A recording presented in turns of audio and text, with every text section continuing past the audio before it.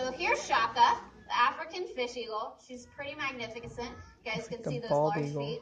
But if she gets that fish that's just a little bit too big for her to swim with, or for her to fly with, she'll actually, I gave it away, she'll swim.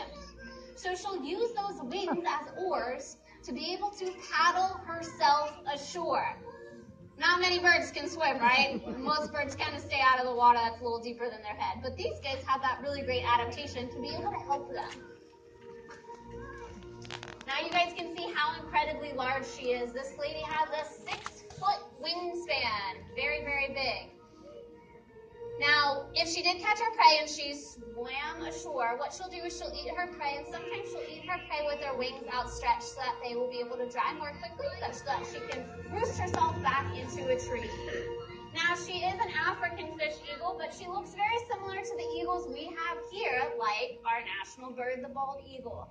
There's a little bit of subtle differences. She has a black-tipped beak, whereas our eagles are all yellow.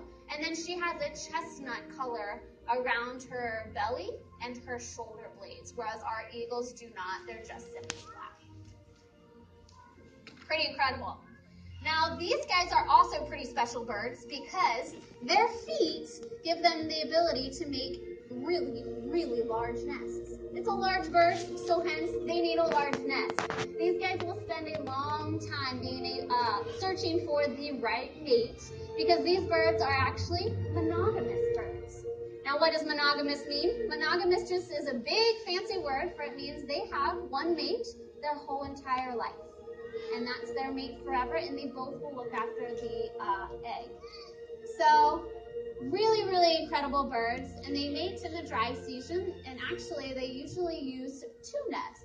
So they'll alternate between one nest or the other nest each year, which is pretty incredible. So a really, really awesome bird from South America. Now, being a bird, I talked about with the macaw how the macaws have hollow bones, so it makes them really light. We can't fly, right? I can't fly. I'm too heavy to be able to fly, and I don't have wings. Now, you guys can just quietly say some numbers, but how much do you think this bird weighs? Anybody have a guess? 13? 30? 50? 100? 24? Okay, you guys had some pretty incredible guesses, but you guys were a little high. Shaka actually only weighs 6 pounds. Yeah, very, very light bird because they need to be able to fly all around